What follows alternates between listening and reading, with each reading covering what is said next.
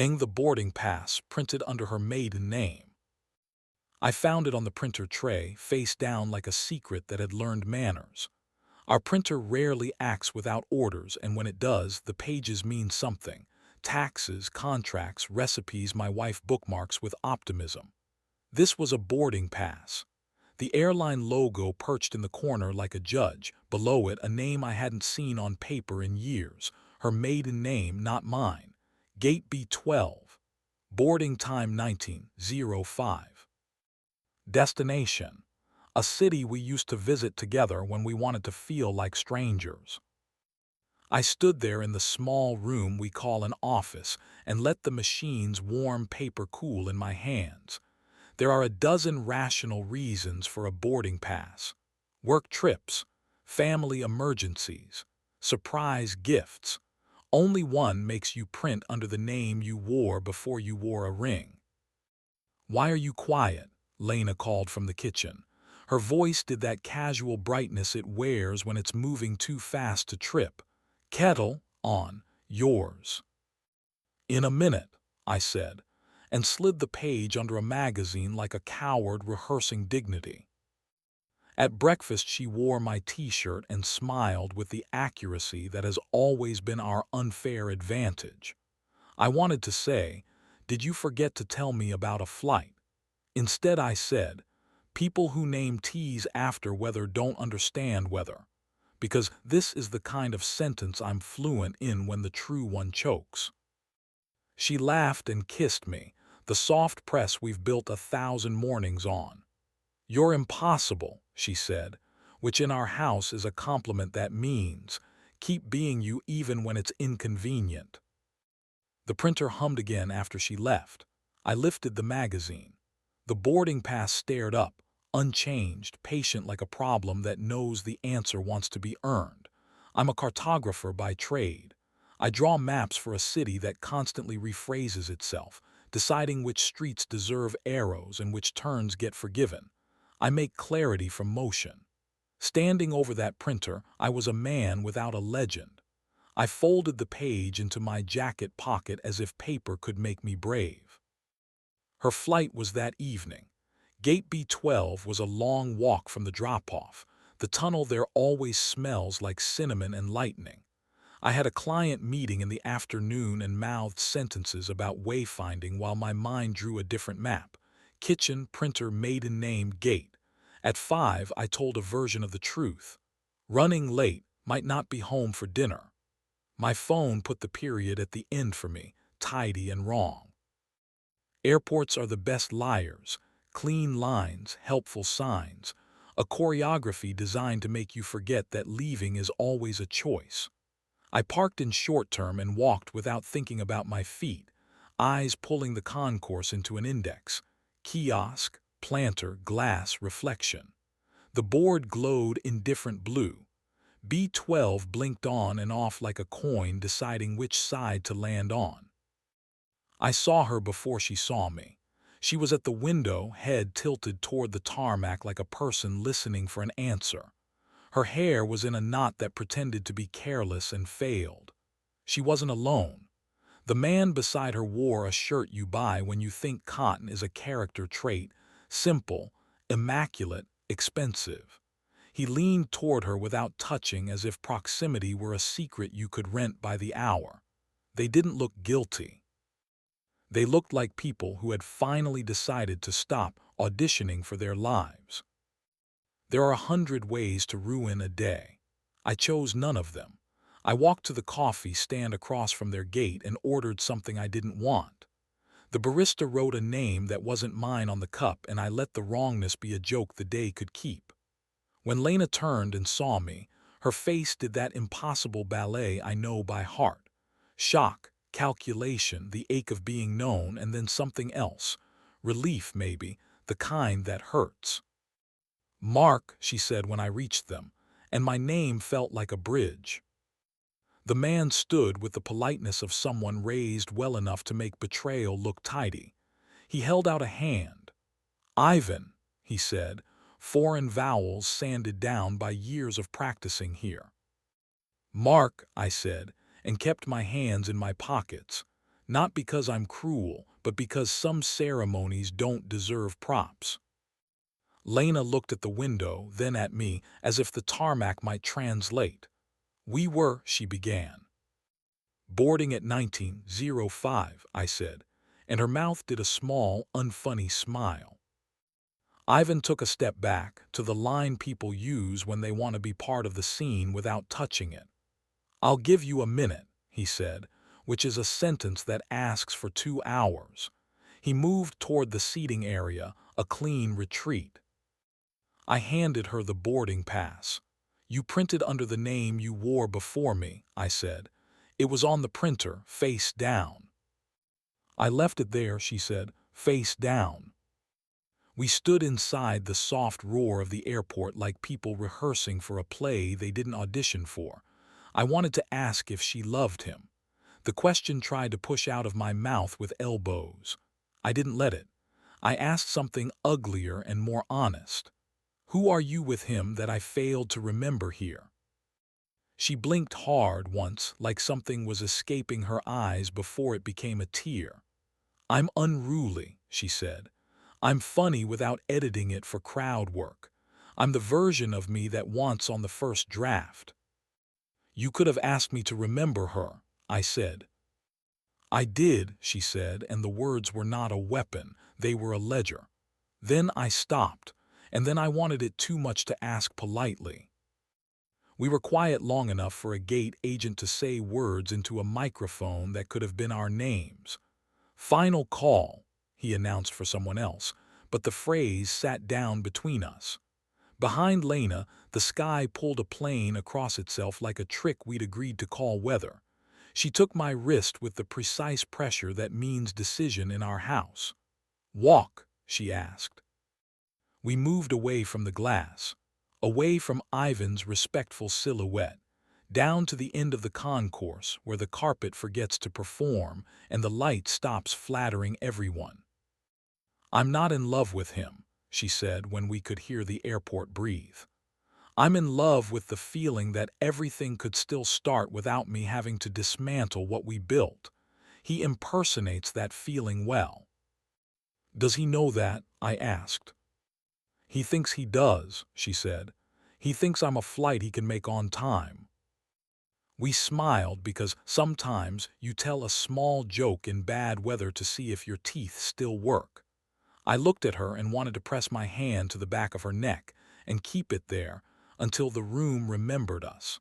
I looked at the gate and wanted to walk with her when she left because I couldn't stand the image of her heading toward a door someone else had opened. Both things were true. The human body has two hands for a reason. What do you want right now? I asked, not because the answer would save us, but because wanting said out loud is one of the few honest languages we have. I want to sit in a hotel bar where no one knows we're us and tell the truth without making it a performance, she said. I want you to decide to come with me, and I want you to decide not to punish me for wanting that. Cancel the flight, I said. I can, she said. He'll make it anyway. He came prepared to be fine. She took out her phone and canceled a flight with the calm of a person finally paying a bill. She typed a message that began, I'm going with my husband, and I didn't read the rest because I didn't need to. Ivan looked up from his seat across the concourse when her phone buzzed the way phones buzz when the story you thought you were in rewrites itself. He lifted a hand, small, gracious, almost amused. I found myself halfway to liking him for treating the exit like a craft. Then I remembered this was not a rehearsal in my head. It was my life. I nodded and felt, to my relief, nothing noble land.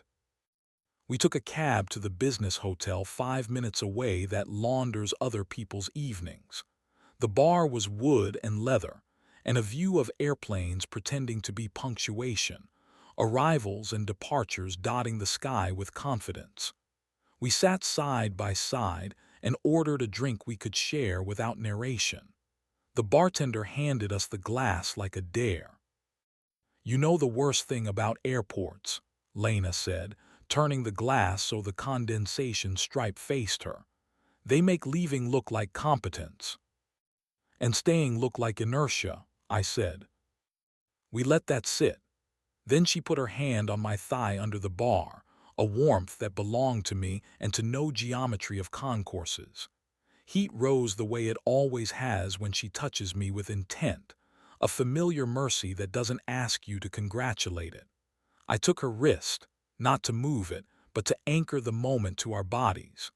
She leaned her shoulder into mine and closed her eyes for a second, trusting me to hold the rest of the room up. "This part of us still works," she said, eyes open again, voice small but not weak. "It never stopped," I said. "We made it carry too much." We booked a room out of honesty, not theatrics.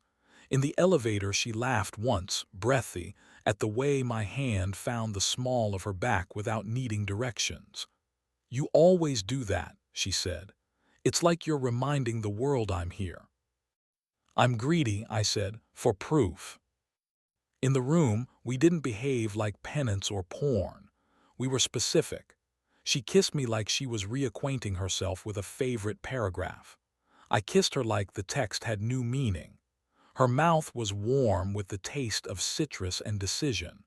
I undid the buttons on her blouse slowly, not to tease, but to dignify the fact that hands can still learn after years. She shook once like a person stepping into a cold lake and then found me, palms at my jaw, thumbs drawing small circles the way she did when we were learning how to be us. Clothes became landscape, chair, carpet, the corner of the bed where we'd thrown caution and then picked it back up. I traced the line of her ribs and felt the way breath changes when a person decides the room is safe. She said my name in the tone that used to stop arguments and start mornings. I answered with a sound from lower in my chest than I normally speak from, a permission we had forgotten to grant each other. We moved carefully and then, somehow, without fear, heat arriving like weather we had earned. When she trembled, it wasn't apology, it was honesty. We stopped when stopping meant we weren't trying to fix anything with friction. We lay on our sides facing each other in a room that held our heat without comment. She touched my lower lip with her thumb, a habit from years ago that makes my stomach learn a new grammar every time. "I can't promise I'll never want that feeling again," she said. "The one that pretends beginning is better than continuation." "I can't promise I won't be jealous of it," I said. We smiled because the alternative was to lie. We made rules, not with pens but with sentences. "Tell me when you miss your first draft self, and tell me before you buy a ticket under her name. Ask me to make a room where beginnings are permitted without evacuating the house. No performances for men who think competence is romance. No flights we take to become people we'd hate to meet on the ground." We shook on it, literally, because hands answer to a different court than words. Back home, the printer was quiet. We left the page on the counter and wrote across it with a marker, "We choose the name we live under." It looked foolish and embarrassingly like something that might work.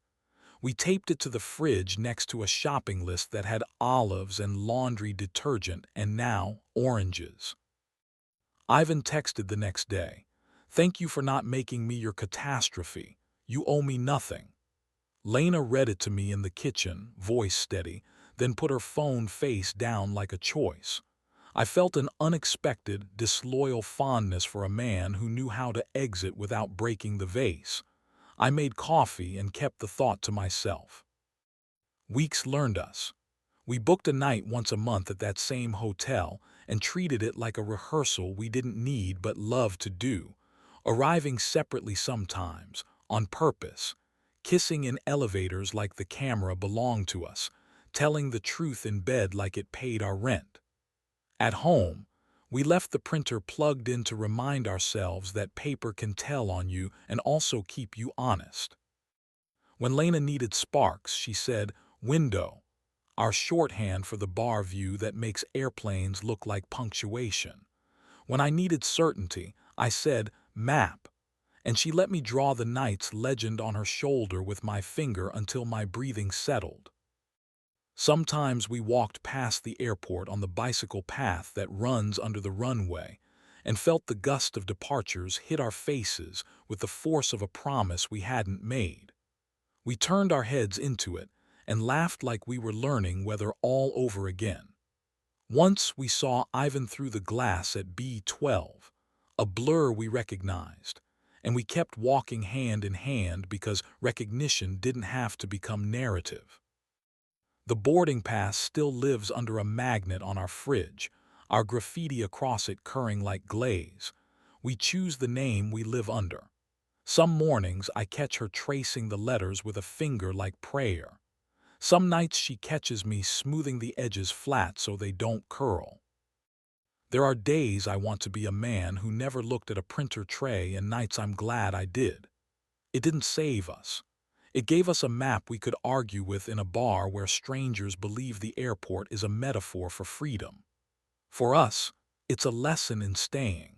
Trust isn't a wall, it's a gate we both have the code to, and a hand at the small of the back saying, gently, this way together, without pretending we don't know where the exits are.